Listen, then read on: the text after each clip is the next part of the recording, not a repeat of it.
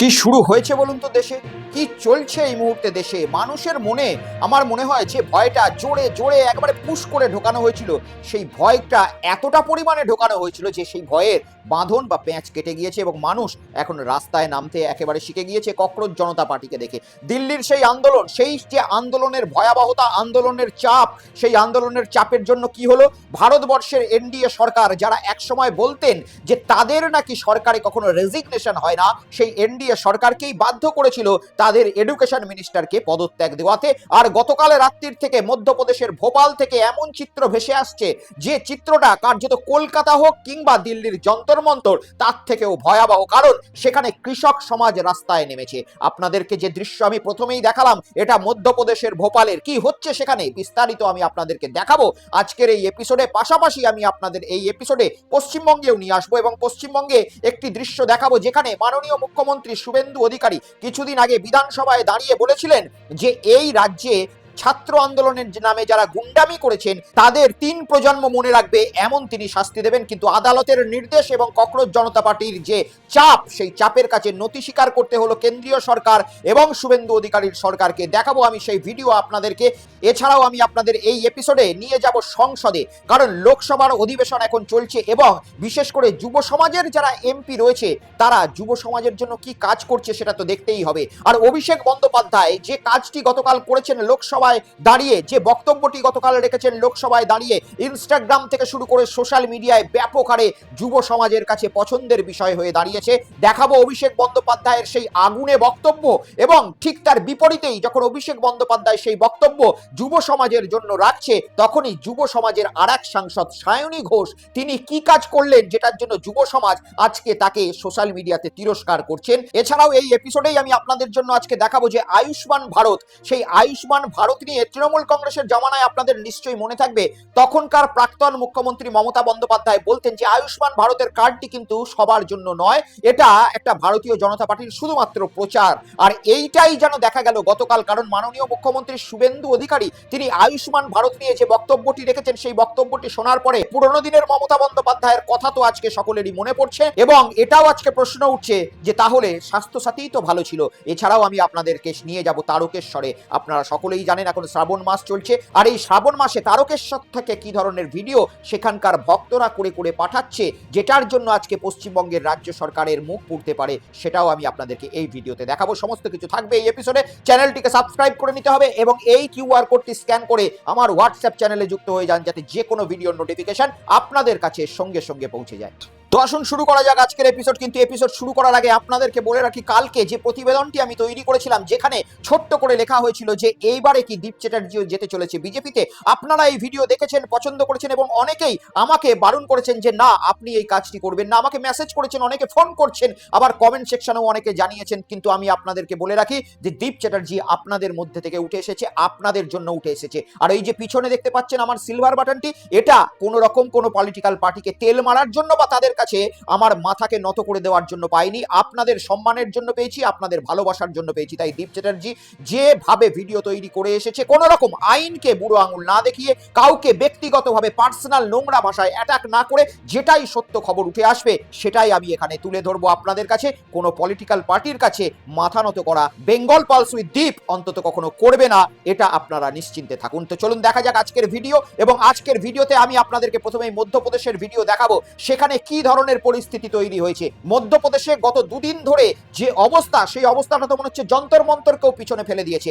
আর আমরা বিভিন্ন সময় বেশ কিছু হিন্দি সিনেমা দেখতাম, সেই হিন্দি সিনেমায় দেখতাম যে সরকার যখন খুব বাজে কাজ করে না, তাদেরকে শিক্ষা দেওয়ার জন্য বেশ কিছু হিরো তৈরি হয়, আর এই হিরোদের ভয়ে অনেক সময় সরকার পক্ষ আবার ভালো কাজ করতে শুরু করে, অনেকে তো ঘুষ নেওয়াও বন্ধ করে দেয়। আর এই প্রভাবটাই যেন আজকে ককরোচ জনতা পার্টির যে আন্দোলন, সেই আন্দোলনের পরে দেখা যাচ্ছে বিভিন্ন জায়গায় ছাত্র আন্দোলনের নামে গোটা ভারতবর্ষকে আমরা এক হতে দেখলাম, জেনারেশন জেড কে আমরা পথে নামতে দেখলাম, এডুকেশন মিনিস্টারের ইস্তিফা নিতে বাধ্য করতে দেখলাম। সমস্ত কিছুর পরে এখন আবার কৃষকরা আন্দোলন করছেন মধ্যপ্রদেশে। আমি প্রথমেই আপনাদেরকে দেখাবো যে মানুষের মন থেকে এখন পুলিশের লাঠির ভয় এবং মানুষের মন থেকে এখন বিভিন্ন ধরনের সরকারের রক্তচক্ষুর ভয় ওই ককরোচ জনতা পার্টির আন্দোলনের পর থেকে কিভাবে সরে গিয়েছে দেখুন।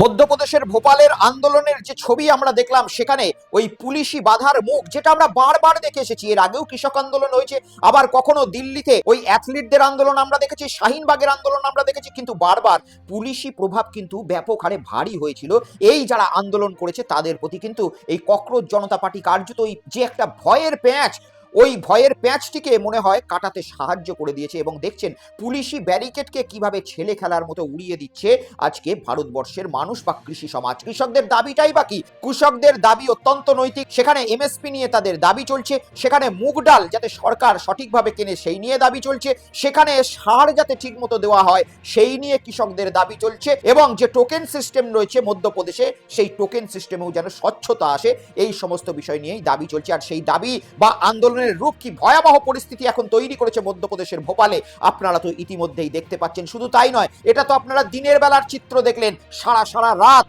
মধ্যরাত ধরে কৃষকরা পদযাত্রা করে আস্তে আস্তে মধ্যপ্রদেশের যেখানে সরকারি ভবনগুলো রয়েছে সেই জায়গায় মার্চ করার ডাক দিয়েছে। দেখুন,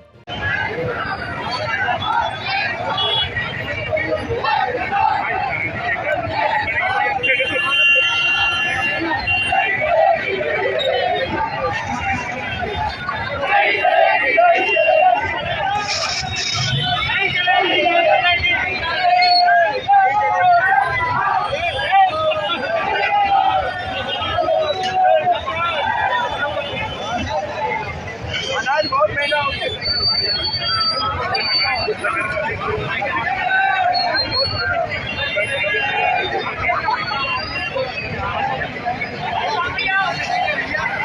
মধ্যপ্রদেশে কিন্তু একটা ডবল ইঞ্জিন শাসিত রাজ্য। আর যে চিত্র এখন বেরিয়ে আসছে, ছাত্র যুব সমাজ তারা আজকে ভারতবর্ষের পরিস্থিতির ওপর অসন্তোষ প্রকাশ করছে। আজকে কৃষকরা ভারতবর্ষের পরিস্থিতির ওপর অসন্তোষ প্রকাশ করছে। আবার আগামী 4 তারিখ, আগস্ট মাসের 4 তারিখে পুনরায় সংসদ ভবন অভিযানের ডাক দেওয়া হয়েছে বেশ কিছু অটো সংস্থা কিংবা ওই যারা ড্রাইভারি করে তাদের সংস্থার পক্ষ থেকে, সংগঠনের পক্ষ থেকে। কেন?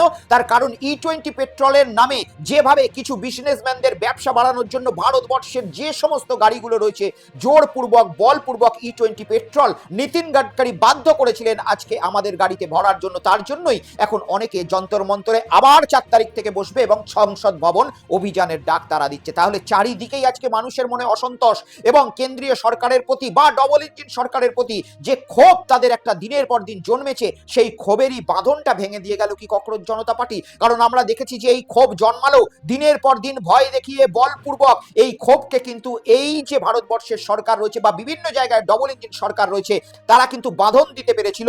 আর এই ভয়টা এত পরিমাণে বেড়ে গিয়েছিল যে আজকে অনেকেই বলছে যে এই ভয়ের প্যাঁচ কেটে গিয়েছে। অনেক নাট বল্টুকে দেখবেন আপনারা প্যাঁচ দিতে দিতে দিতে দিতে এত জোর যখন হয়ে যায় সেই প্যাঁচটি কেটে গেলে আর নাট বল্টু লাগে না। এই ভয়ের ক্ষেত্রেও অনেকটা সাধারণ মানুষ এটাই মনে করছেন হয়তো। তবে বিভিন্ন আন্দোলনকারী যাদের মনে এই ভয়ের বাঁধন কাটতে আমরা দেখছি, উল্টো দিকে আবার যারা রাজত্বে বসে রয়েছে তাদের মনে ভয় ঝরছে। হ্যাঁ, একেবারেই আশ্চর্যের বিষয়, কল্পনার অতীত যে ডবল ইঞ্জিন শাসিত রাজ্যের এক কৃষিমন্ত্রী, যিনি কিছুদিন আগেই নিজের ফার্ম হাউসের যে সমস্ত জায়গা রয়েছে তার জন্য নিজের দপ্তর থেকেই 99 লক্ষ টাকা ভর্তুকি নিয়েছিলেন। এই যে চারিদিকে আন্দোলন চলছে, আর এই আন্দোলনের ভয় যে কিভাবে আজকে ওই রাজত্ব যারা করছে তাদের মনেও প্রভাব বিস্তার করেছে তার জলজান্ত উদাহরণ আপনাদের স্ক্রিনে দেখতে পাচ্ছেন। যে 99 লক্ষ টাকা ভর্তুকি নিয়েছিলেন কৃষিমন্ত্রী, বাধ্য হয়েছেন চারিদিকে যে আন্দোলন চলছে সেই আন্দোলনের রোষ যাতে তার প্রতি আগামী দিনে না আছড়ে পড়ে সেই জন্য সরকার কোষাগারে ফেরত দিতে।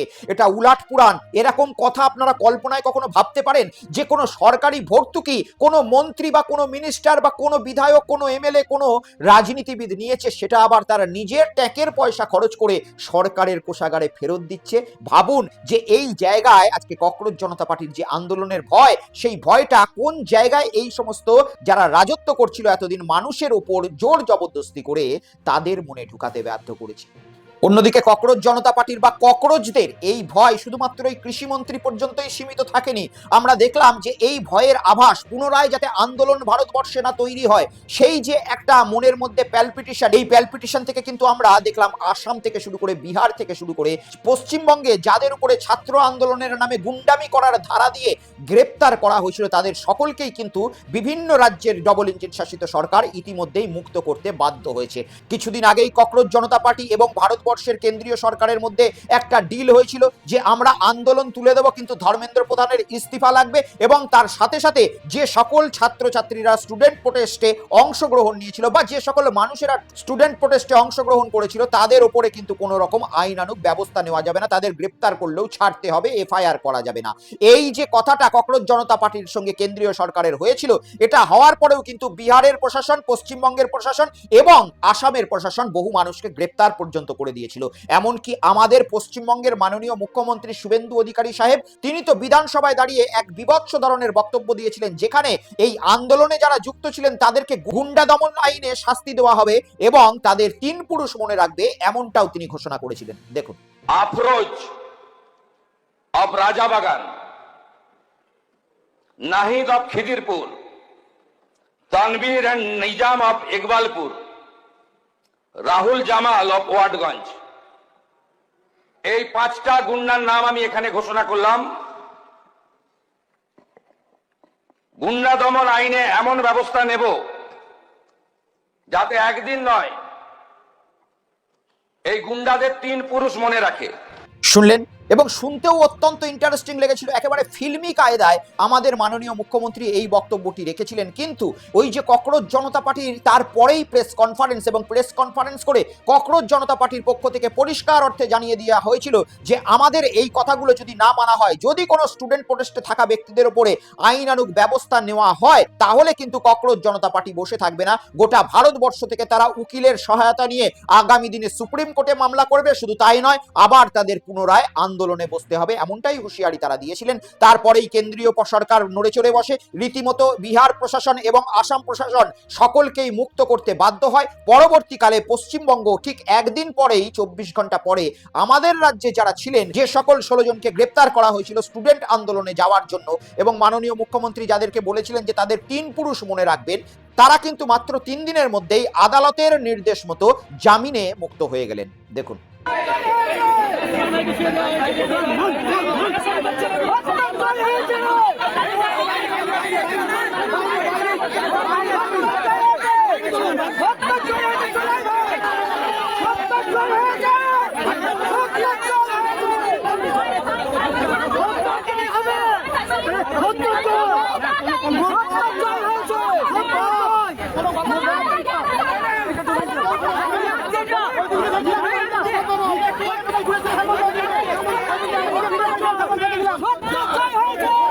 যারা জামিনে মুক্ত হয়ে বাইরে বেরিয়েছিলেন তারা বলেছেন সত্যের জয়, কারণ তারা নাকি কোনো রকম ঝামেলার সঙ্গে যুক্ত ছিলেন না বা ইচ্ছাকৃত কারোর সঙ্গে কোনো রকম ব্যবহার করেননি।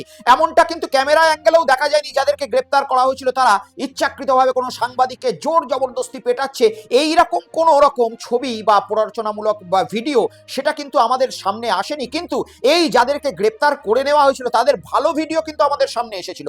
আমি দেখাবো, এই যে ছাত্র আন্দোলনের নামে গুন্ডা দমন আইনে যাদেরকে গ্রেপ্তার করে নেওয়া হয়েছিল তাদের মধ্যে থেকে একজনের ভিডিও অত্যন্ত সদর্থক ছিল। সেখানে আমরা লক্ষ্য করতে পেরেছিলাম ধর্মতলায় যখন সকলেই প্রোটেস্টে ব্যস্ত, সেখানে অনেক ধরনের বর্জ্য পদার্থ পড়ছিল, কেউ জল খেয়ে বোতল ফেলছিল, তো কেউ ঘাম মুছে রুমাল ফেলছিল। এই সমস্ত কিছু কিন্তু এই ছাত্র আন্দোলনে যাদেরকে গ্রেপ্তার করা হয়েছিল গুন্ডা দমন আইনে, তাদের মধ্যে থেকে একজনকে পরিষ্কার পর্যন্ত করতে দেখা গিয়েছিল। দেখুন, সবাই যখন আন্দোলনে ব্যস্ত, ঠিক সেই সময় কেউ কেউ আবার এই আন্দোলনকারী ছাত্রছাত্রী, যে সমস্ত ছাত্রছাত্রী এসছেন, তারা কিন্তু এই পানীয় জল বা বিভিন্ন খাবার খাচ্ছেন, কিন্তু সেইগুলো পরিষ্কার করতে ব্যস্ত কিছু ছাত্র বা কিছু সাধারণ মানুষ। একেবারে এই যে ধর্মতলা চত্বরে আন্দোলন চলছে, জানিয়ে রেখেছি নেট পেপার ফাঁসের পরিপ্রেক্ষিতে দিল্লির পাশাপাশি সারা রাজ্যে আন্দোলন চলছে। সেই আন্দোলনের আশ্রয় এসে পড়েছে কলকাতার ধর্মতলাতে, এবং সেই ছাত্র আন্দোলন শিয়ালদা থেকে শুরু হয় এবং ধর্মতলা চত্বরে এসে পৌঁছায়। বিভিন্ন ছাত্র সংগঠন তারা কিন্তু এই আন্দোলনে অংশগ্রহণ করেন, এবং এই ছাত্র আন্দোলন করতে গিয়ে বহু পানীয় জলের বোতল থেকে শুরু করে বিভিন্ন প্যাকেট কিন্তু এই ধর্মতলা চত্বরের রাস্তার উপরে পড়ে আছে। তাই কিন্তু সেইগুলো কিন্তু পরিষ্কার করার কাজ করছে কিছু মানুষ। এই ব্যক্তির পাশাপাশি একাধিক ব্যক্তি তারাও কিন্তু এই পানীয় জলের যে বোতলগুলো রিজেক্ট বোতলগুলো সেগুলো কিন্তু তুলে নিচ্ছেন। পাশাপাশি আরো কিন্তু উল্টো দিকে এই যে ছেলেটি রয়েছে সালমান সম্ভবত নাম হবে, এর কোন রকম মারপিটের ভিডিও এখনো পর্যন্ত আমাদের সামনে আসেনি। হ্যাঁ, অনেক সাংবাদিক বলেছেন যে তারা আক্রমণের শিকার হয়েছে এবং এটা আমরাও দেখেছি যে আক্রমণের শিকার একটি কুসুম রঞ্জন চ্যানেলের সাংবাদিক হয়েছিলেন। শুধু তাই নয়, আরো বেশ কিছু মহিলা সাংবাদিকদের সামনে বাঁদরামি করা হয়েছিল, তাদেরকে বলতে দেওয়া হয়নি। এগুলোকে সমর্থন একেবারেই করা যায় না। মহিলা ফিল্ডে নেমে কাজ করছে, তাদেরকে কাজ করতে দিতে হবে। আপনার তার সংবাদ পরিবেশন যদি না ভালো লেগে থাকে, আপনি তার চ্যানেলটি দেখবেন না। আপনাদের যে চ্যানেল ভালো লাগে আপনি সেই চ্যানেলটি দেখুন, কিন্তু তার কাজটিকে আপনি করতে দিন। তার জবাব সঠিক সময়ে জনতা নয় তাদের চ্যানেল বয়কট করে দিয়ে দেবে, কিন্তু শারীরিকভাবে নিগ্রহ একেবারেই সমর্থনযোগ্য নয়। কিন্তু এই যে ছেলেটির কথা আমি আপনাদেরকে বলছি, যাকে গুন্ডা দমন আইনে গ্রেপ্তার করা হয়েছিল, তার ভিডিও কিন্তু এখনো পর্যন্ত সেই ধরনের সাংবাদিক আক্রমণের বেরোয়নি। উল্টো দিকে তার এই ধরনের ভালো ভিডিও আমরা কিন্তু পশ্চিমবঙ্গের মাটিতে দেখেছিলাম। যাই হোক, আমি এরপরে আপনাদেরকে নিয়ে চলে যাব লোকসভাতে, কারণ লোকসভা অধিবেশন গতকাল থেকে আবার পুনরায় চালু হয়েছে। আর গতকাল অভিষেক বন্দ্যোপাধ্যায়ের বক্তৃতা দেওয়ার সময় ছিল। অভিষেক বন্দ্যোপাধ্যায় পশ্চিমবঙ্গের একজন সাংসদ, কিন্তু সেই সাংসদ যে সাংসদ এখনো পর্যন্ত নিজের মেরুদণ্ডটাকে বিক্রি করে দেননি। এনসিপিআই এর নামে 20 জন মেরুদণ্ড বিক্রি করে দেওয়া যারা সাংসদ রয়েছে, তাদেরকে তো আমরা লক্ষ্য করতেই পাচ্ছি, যারা ভারতবর্ষের এখনকার দিনের যে সমস্যা রয়েছে সেই সমস্যার বিরুদ্ধে কোনো মুখ খোলার আর কোনো জায়গায় নেই। উল্টো দিকে ভারতবর্ষের এই যে ছাত্র সমাজের সমস্যা, এই সমস্যা নিয়ে গতকাল লোকসভায় মুখ খুলেছিলেন অভিষেক বন্দ্যোপাধ্যায়। তিনি কি বলেছেন সংক্ষেপে আমি আপনাদেরকে ছোট্ট করে শোনাবো, দেখুন। वहां पे उन्होंने फास्ट ट्रैक कोर्ट की चर्चा की। Sir, the government proudly inaugurated the very first hearing of the so called fast track court in the NEET paper leak case. They have been telling the country that this amendment will ensure speedy justice through special courts and time-bound trials. But what happened on day one? कल की बात है sir. The special judge had to adjourn the hearing because no one appeared on behalf of CBI till 10:45 a.m. in the morning to oppose the bail application of the accused. This is the truth of BJP government, sir. Sir, on television, they promise faster justice. Inside the courtroom, they cannot even ensure the presence of their own lawyer. If the prosecution itself doesn't show up on the very first day, what confidence should India's students have in this government's promise of speedy justice, sir? It's a question I would like to ask the Treasury benches. Sir, this is exactly our objection to this bill. The problem is not merely the law. The problem is the government's capacity and government's intention to implement it. You can create 10 fast track courts. But if the investigating agency is absent, if the prosecution is unprepared, if the accountability is missing, then justice continue to be delayed. অভিষেক বন্দ্যোপাধ্যায়ের এই বক্তব্যটির particular ক্লিপিংসটি কিন্তু আজকে যুব সমাজ যারা রয়েছে তাদের কাছে ব্যাপক হারে পছন্দের বিষয় হয়ে দাঁড়িয়েছে। আপনারা অনেকেই এখন ফেসবুক করেন, অনেকেই এখন হোয়াটসঅ্যাপ করেন, অনেকেই এখন ইউটিউব করেন, কিন্তু যুব সমাজ কোথায় রয়েছে জানেন? যুব সমাজ রয়েছে ইনস্টাগ্রাম বলে একটি অ্যাপ্লিকেশনে, যেখানে ম্যাক্সিমাম ওই 15 বছর থেকে 30 বছরের যারা যুব সমাজের মধ্যে রয়েছে তারা কিন্তু প্রবেশ করে রয়েছে। আর এই ইনস্টাগ্রামে আজকে অভিষেক বন্দ্যোপাধ্যায়ের এই ছবিটি বা এই ভিডিওটি ব্যাপক হারে ভাইরাল এবং সকলেই অভিষেক বন্দ্যোপাধ্যায়ের এই বক্তব্যটিকে সমর্থন জানিয়েছেন। অভিষেক বন্দ্যোপাধ্যায় এখানে কি বলছেন জানেন? অভিষেক বন্দ্যোপাধ্যায় গতকাল লোকসভায় দাঁড়িয়ে বলেছেন যে আজকে যখন মাননীয় প্রধানমন্ত্রী বিল এনে ফাস্ট ট্র্যাক কোর্ট চালানোর কথা বলছেন প্রশ্নপত্র ফাঁস মামলাতে, তখনই অভিষেক বন্দ্যোপাধ্যায় জানিয়ে দিচ্ছেন যে কিভাবে এই প্রশ্নপত্র মামলায় দোষীদের শাস্তি হবে। কারণ যে কোর্টে হিয়ারিং হচ্ছে সেই কোর্টের হিয়ারিং এ সিবিআই এর যারা আইনজীবী তারা পৌঁছাতেই পারছে না। সিবিআই এর পক্ষ থেকে যারা সওয়াল জবাব করবে, যারা আগামী দিনে ছাত্রদের ভাগ্য নির্ধারণ করবে, যারা শাস্তি দেবে দোষীদেরকে খুঁজে, সেই সিবিআই এর আইনজীবী কিন্তু আদালতে প্রথম দিনে পৌঁছালেন না। বাধ্য হয়ে আদালত কিন্তু এই যে হিয়ারিংটি রয়েছে হিয়ারিংটিকে পরবর্তী ডেট দিয়ে দিলেন। ফলে কি হলো? ছাত্রদের নিয়ে যে এত বড় আন্দোলন, প্রশ্ন ফাঁস নিয়ে যে ফাস্ট ট্র্যাক কোর্ট, এই সমস্ত কিছু তখনই কিন্তু ভালোভাবে কাজ করবে যখন সিবিআই দোষীদেরকে সঠিকভাবে পাকড়াও করার চেষ্টা করবে বা তাদের উকিল ঠিকভাবে দোষীদেরকে আদালতের সামনে পেশ করবে। কিন্তু এটাই হয়নি, এটাই অভিষেক বন্দ্যোপাধ্যায় গতকাল বলেছিলেন। আর এটার জন্যই অভিষেক বন্দ্যোপাধ্যায় যুব সমাজের বা বলতে পারেন ইনস্টাগ্রামের মধ্যে এখন কিন্তু ব্যাপক পছন্দের বিষয় হয়ে দাঁড়িয়েছেন। আর অন্যদিকে ঠিক একই সময়ে যখন ছাত্রদের এই প্রশ্নপত্রের ব্যাপার নিয়ে তৃণমূল কংগ্রেসের সাংসদ অভিষেক বন্দ্যোপাধ্যায় এত বাধা বিপত্তি প্রতিকূলতার মধ্যেও সওয়াল করছেন, সেখানে ছাত্রদের ভবিষ্যৎ সুরক্ষার জন্য নিজের গলাবাজি করছেন, উল্টো দিকেই অভিষেক বন্দ্যোপাধ্যায়ের হাত ধরে কিংবা মমতা বন্দ্যোপাধ্যায়ের হাত ধরেই নিজের একেবারে বিফলে চলে যাওয়া যে অভিনেত্রীর কেরিয়ার কেরিয়ার রয়েছে বা বলতে পারেন অভিনয়ের কেরিয়ার রয়েছে, সেই কেরিয়ার থেকে উঠে এসে পলিটিশিয়ান তৈরি হয়েছিলেন সম্মানীয়া সায়নী ঘোষ। সেই সায়নী ঘোষ যুব সমাজদের জন্য একটানা টুইট করেছেন, একটানা কথা বলেছেন। উল্টো দিকে তিনি তার ইনস্টাগ্রামে গতকাল একটি রিলস ছেড়েছেন, যে রিলসে বৃষ্টি চলছে আর বৃষ্টির আনন্দ নিচ্ছেন তিনি। আজকে একটা যুব যেখানে কাঁদছে, যেখানে লাঠির বাড়ি কাটছে, যেখানে প্রশ্নপত্র ফাঁস হওয়ার জন্য 21টা বাচ্চার প্রাণ চলে গিয়েছে, সেখানে যুব সমাজের রিপ্রেজেন্টেটিভ হয়েই যখন তাকে এইভাবে রিলস তৈরি করতে দেখছে যুব সমাজ, তখন এই রিলসের বিরুদ্ধে অনেকেই কিন্তু গর্জে উঠলেন ইনস্টাগ্রামে। আর এদিকে দেশ রাজ্য বিভিন্ন জায়গায় যখন এই প্রশ্নপত্র মামলা, জেনারেশন জি, এই সমস্ত কিছু নিয়ে ভারতীয় জনতা পার্টি একটু ব্যাকফুটে রয়েছে, ভারতীয় জনতা পার্টির যে এনডিএ সরকার সেটা যখন একটু ব্যাকফুটে রয়েছে, তাদের কাছে কিন্তু একটি মোক্ষম অস্ত্র রয়েছে। সেটা হচ্ছে কি? সেটা হচ্ছে তাদের হিন্দুত্ব।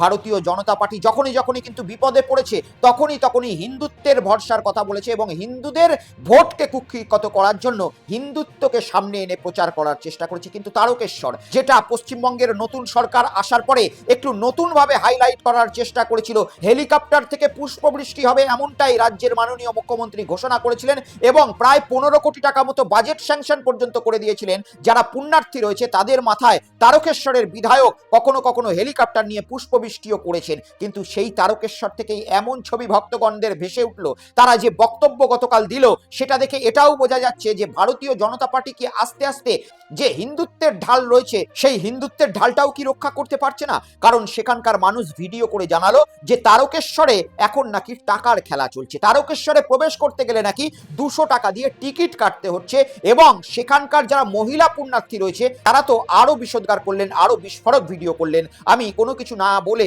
আপনাদেরকে ওই ভিডিওগুলোই দেখাবো। প্রথমে দেখুন। দেখো বন্ধু, মানে 5 বছর রাখলাম তারকেশ্বর, কোনদিন পয়সাতে টিকিট কাটতে নেই, এবার টিকিট কাটতে হচ্ছে পয়সা। এটা নতুন নিয়ম বেরোয়। হ্যাঁ, নতুন সরকার হয়েছে, নতুন নিয়ম হয়েছে।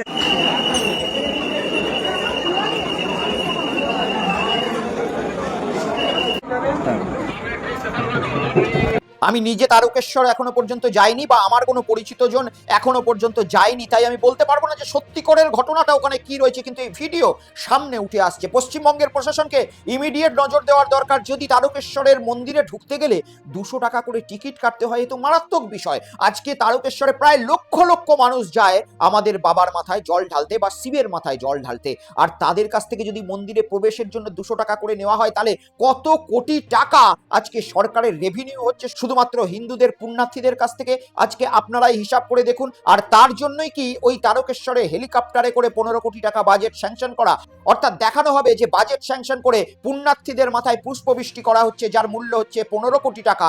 আর অন্য দিক থেকে টিকিট কেটে বা এই ধরনের ব্যবস্থা করে কয়েকশো কোটি টাকা তুলে নেওয়া হবে। যদি এমনটা হয়ে থাকে আমি বলবো যে হিন্দুত্বের সরকার, হিন্দুদের কথা বলে আসা সরকার। তাই এই ধরনের খবর যদি সরকারের কাছে পৌঁছে থাকে নিশ্চিতভাবে আপনারা ব্যবস্থা করে দেখুন। যে মন্দির কর্তৃপক্ষ এই টাকা নিয়ে থাকছে নাকি সরকার পক্ষ এই টাকা নিয়ে থাকছে সেটা তো নিশ্চিতভাবে সরকার পক্ষ যাচাই করে বলতে পারবে। কিন্তু পুণ্যার্থীদের কাছ থেকে দয়া করে এইভাবে টাকা নেবেন না। অনেক বিশ্বাস, অনেক আস্থা নিয়ে আজকে তারকেশ্বরের বাবাধামের মাথায় 1 মাস ধরে জল ঢালতে যায় সাধারণ বাঙালিরা। কিন্তু এই ঘটনায় সত্যিই আমাদের পুণ্যার্থী যারা রয়েছে তাদের মনকে আহত করছে। ভগবানের কাছে, ঈশ্বরের কাছে কিসের টাকার খেলা, এইটা আজকে বারবার আমি প্রশ্ন করেছিলাম তৃণমূল জামানায় যখন তারাপীঠে আমি গিয়েছিলাম পুজো দিতে। তখনকার দিনে তারাপীঠে সেখানে ভিআইপি লাইনের নামে তৃণমূল কংগ্রেসের জামানায় প্রায় 1000 টাকা 1500 টাকা করে নেওয়া হতো। আজকের দিনেও সেই যে ব্যবস্থা রয়েছে সেটা রয়েছে কি নেই আমি ঠিক মতো বলতে পারবো না, কিন্তু সেই জামানায় আমি আওয়াজ তুলেছিলাম যে এটা কিন্তু হওয়া উচিত নয়। লাইন একটাই হওয়া উচিত, সে সাধারণ হোক কি ভিআইপি। ঈশ্বরের কাছে আবার তুমি কিসের ভিআইপি? আর যদি ঈশ্বরের কাছে পৌঁছানোর জন্য তুমি 5 মিনিট লাইন না দিতে পারো তাহলে ঈশ্বরও তোমাদের পুজো কখনো গ্রহণ করে না। তবে এই পুজো, তারাপীঠ যাওয়া কিংবা তারকেশ্বর যাওয়া এই সময় কিন্তু ব্যাপক হারে শরীর খারাপও হতে পারে। আপনারা জানেন যে বর্ষার সময় জ্বর জ্বালা হতে পারে, আবার যারা হেঁটে হেঁটে যায় তাদের পায়ের সমস্যাও হতে পারে, অনেকে ধাক্কা মুক্তিতে অনেক ধরনের বিপদও ঘটতে পারে। এইটা আমি চাই না যেন ঘটুক, কিন্তু হতেও পারে। কিন্তু যদি হয়ে থাকে তাহলে আজকে পশ্চিমবঙ্গের সাধারণ মানুষরা কোথায় যাবে? কারণ স্বাস্থ্যসাথী, সেই স্বাস্থ্যসাথী তো অতীত হয়ে গিয়েছে এবং আয়ুষ্মান ভারত, সেই আয়ুষ্মান ভারত নিয়ে পশ্চিমবঙ্গের মাননীয় মুখ্যমন্ত্রী গতকাল একটি কথা বলেছেন, আমি শোনাবো আপনাদেরকে, দেখুন। যারা আয়ুষ্মান ভারতে আসছেন না তার জন্য রাজ্য সরকার নিজস্ব স্কিম ডিক্লেয়ার করেছে, মুখ্যমন্ত্রী স্বাস্থ্য বীমা যোজনা। আয়ুষ্মান ভারতের মতোই গোটা ভারতবর্ষ জুড়ে 5 লক্ষ টাকা পর্যন্ত আয়ুষ্মান ভারত যে হসপিটালে বা প্রাইভেট হসপিটালে, গভর্নমেন্ট হসপিটালে পান, সেখানে সেখানে মুখ্যমন্ত্রী স্বাস্থ্য বিমাতেও 5 লাখ টাকা পর্যন্ত স্বাস্থ্যসাথীর কার্ড থেকে রোল আউট হয়ে যাবে। যতক্ষণ না এটা কমপ্লিট হচ্ছে ততক্ষণ স্বাস্থ্যসাথীর কার্ড স্বাস্থ্যসাথী ভ্যালিড থাকবে। অর্থাৎ মাননীয় মুখ্যমন্ত্রীর কথায় একটা বিষয় ইঙ্গিত রয়েছে, যারা আপনারা আয়ুষ্মান ভারত পাবেন না তাদের জন্য কিন্তু মাননীয় মুখ্যমন্ত্রী ওই 5 লক্ষ টাকা স্কিমের একটা মুখ্যমন্ত্রীর স্বাস্থ্য কার্ড তৈরি করবেন। এখানে একটা প্রশ্ন উঠছে যে ভোটের আগে বারবার সকলকে বলা হয়েছিল আপনাদের আয়ুষ্মান ভারতের আওতায় আনা হবে, কিন্তু সেই সময় পশ্চিমবঙ্গের তৎকালীন মুখ্যমন্ত্রী বা তার দল বারবার বলেছিল যে আয়ুষ্মান ভারত কিন্তু সকলের জন্য নয়, আয়ুষ্মান ভারত বিশেষ ক্রাইটেরিয়া যুক্ত মানুষদের জন্য, ঠিক যেভাবে এই অন্নপূর্ণা ভান্ডার। আজকে মাননীয় মুখ্যমন্ত্রী সেই কথাটাই কিন্তু নিজের মুখে স্বীকার করলেন যে আয়ুষ্মান ভারত সকলে পাবেন না, অনেক রকম ক্রাইটেরিয়া রয়েছে আয়ুষ্মান ভারতে নিজেদের নাম নথিভুক্ত করতে গেলে। আর যদি আপনাদের নাম নথিভুক্ত না হয় তাহলে মাননীয় মুখ্যমন্ত্রী ব্যবস্থাও করেছেন যে মুখ্যমন্ত্রী স্বাস্থ্য স্কিম বলে একটা স্কিম আনবেন, সেই স্কিমে সকল মানুষকে 5 লক্ষ টাকা যে চিকিৎসা বীমা রয়েছে সেটা দেওয়া হবে। তাহলে প্রশ্ন রইল যে স্বাস্থ্য সাথী বা কি দোষ করেছিল? সেই স্বাস্থ্য সাথী আজকে পশ্চিমবঙ্গে লাগু রইল এবং সেই স্বাস্থ্য সাথীর যে স্কিম ছিল সেই স্কিমটাই সাধারণ মানুষের কাছে ছড়ানো হচ্ছে, শুধুমাত্র নামটি পরিবর্তন করে দেওয়া হলো। এবং আয়ুষ্মান ভারত যে সকলে পাবে না, যেটা একসময় বারবার আজকের দিনের বিরোধী দল বলেছিল, সেইটাই আজকে সত্য প্রমাণ হলো। তাই এ কথা থেকে বোঝাই যায় যে পূর্বদিনের যে স্বাস্থ্যসাথী স্কিম সেটাও বর্তমান দিনে রয়ে গেল এবং সেই যে স্কিমটি ছিল সেটা সত্যিই জনকল্যাণমূলক স্কিম ছিল, যেটাকে শুধুমাত্র ভোটের রাজনীতির জন্য বদনাম করা হতো। যাই হোক, সকলে ভালো থাকবেন, সুস্থ থাকবেন। আজকের এপিসোড এই পর্যন্তই রইল, দেখা হবে আপনাদের সঙ্গে আবার পরবর্তী এপিসোডে। ততক্ষণে দেখতে থাকুন বেঙ্গল পালস উইথ দীপ, সত্য যেখানে রং দেখে না। নমস্কার।